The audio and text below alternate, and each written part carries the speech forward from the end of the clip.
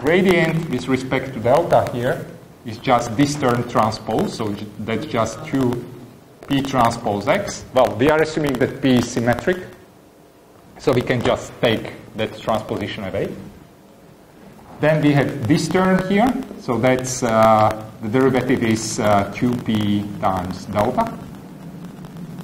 This one doesn't depend on delta. The derivative here is just q. This one doesn't depend on delta, and the derivative here is A transpose times me. That should be equal to 0 at the optimum. Now we also need the gradient of the Lagrangian with respect to me.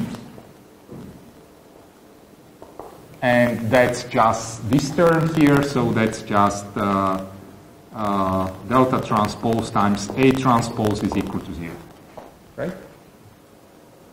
Okay, here I made a mistake. It should have been V transposed times that one, and that's why this one is just A times delta. Okay. Now we can solve this as a system of linear equations. So we are looking for delta and me, the optimal one, because we know that the gradient is 0 only at the optimum, nowhere else. So in this first equation, delta is multiplied here by 2p, and me is multiplied by A transpose. In the second equation, delta is multiplied by A, and me does not appear, so it's 0. And this should be equal to the right-hand side, which is, this is the constant, and this is the constant, and this is the constant that we have there. Okay? So this is just minus 2px minus q, and here we have a 0. So that's how the first iteration of the feasible star-Newton method works. We have to solve this problem here. And notice that this is exactly the gradient of the objective function. Okay, so if I take the gradient here is p times x plus q. So that's why the Newton method, the feasible star-Newton method, converges in exactly one iteration. Because the problem with the delta gives the same optimal solution as the problem without the delta.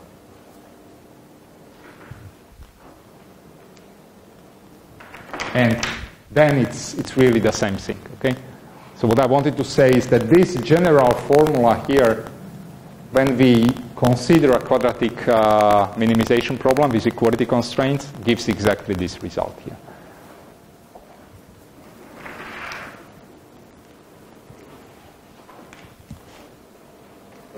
Yeah? In some papers, they have done some notation half of transpose. They can, usually we put 1/2 here. And the reason for that is that when we then make the derivative, this 2 here, that cancels out with the 1/2. So it's kind of a nicer representation. Okay? But it doesn't really change anything. Just to simplify the notation and exposition. Okay, so this was the feasible star-Newton method. We start from some feasible initial condition. There also does exist an infeasible star-Newton method. What this means is that we don't require the starting point for the Newton iterations to lie on the equality constraints. Essentially, what we are saying is the following. Imagine that we would like to minimize a two-dimensional function. Let's assume that these are the level sets or the contours of the objective function. And we have one equality constraint. We cannot have more in a two-dimensional space, otherwise the problem would be uniquely determined by the constraints. Imagine that this is the constraint. Ax is equal to b. What the feasible start method was assuming is that we start from some initial point which lies on the constraint. And we said that to find this initial point, call it x0. I mean, that's rather easy. All we need to do is to take the kind of an inverse of the matrix A and multiply it by B. And this dagger here that denotes the pseudo-inverse, because we know we cannot invert A because A is not square to start with. Okay, so there is just some particular solution of this system of equations here. The problem with finding the initial point is that the point can be far away from where the optimum is. So the optimum is here. Essentially, it would mean that we would require many iterations to get there. Okay? That's the problem number one. Problem number two is that if this point is far away, it usually destroys the numerics of the problem. Essentially, what it means is that suddenly you will start having numbers like millions in here because, I mean, really this constraint that goes to infinity. Okay, so even very large numbers, they still satisfy these constraints, but they are not favorable for numerical optimization. So that's the danger of using the feasible start method.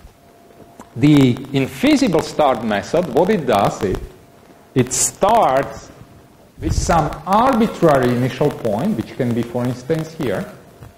And first of all, what it does is it tries to put this point, so if this is x0, then the first iteration would foremost make sure that the new point at the next iteration is at least feasible.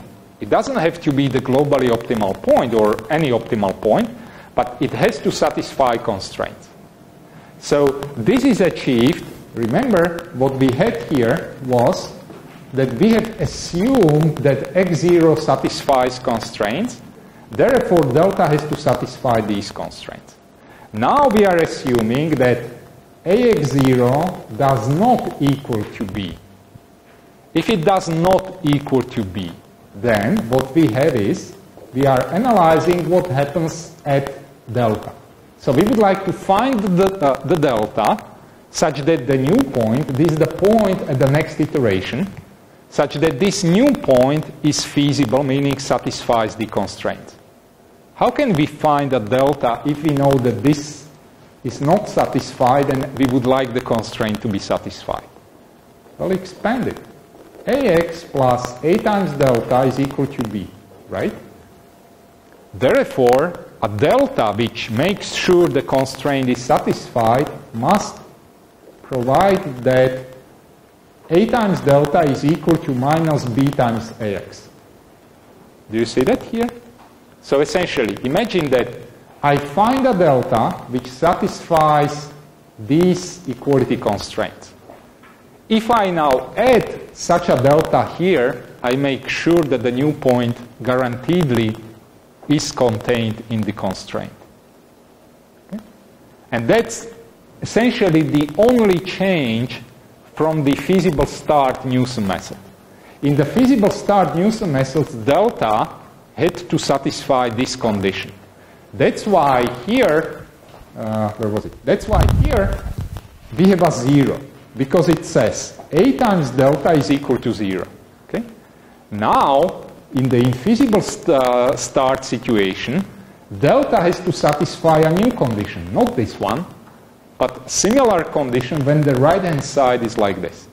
So the difference between those two methods is that in the infeasible start method, this guy here changes to b minus ax. And that's really the only change that we have. The trouble here is that even for quadratic problems, I mean, now I'm not sure we have that guarantee of converging in one iterations, but I mean, if we start with a quadratic program, don't use the Newson iteration. Solve the Karush-Kuhn-Tucker system directly. That's the preferred way. Okay? This is just kind of a consequence which says the Newson method really is the best method to solve these kind of problems. It converges quicker than any other method. Okay? So then it's basically the same. Okay? So we start with an arbitrary x. Don't bother by finding a point on the constraint. Then find the Newton step by solving this set of linear equations. Determine the step lengths, for instance, using backtracking as we had previously, and update and iterate over. Okay? The advantage is both the feasible start as well as infeasible start method, they are applicable to minimize arbitrary functions. they can be fully nonlinear because we are only making like point-wise measurements of the Hessian and of the gradient. The delta does not enter those nonlinearities. The delta, this line was essentially the Taylor approximation or the first order Taylor expansion of the gradient at point x plus delta. So this is how numerical algorithms work in practice when minimizing a nonlinear function subject to equality constraints.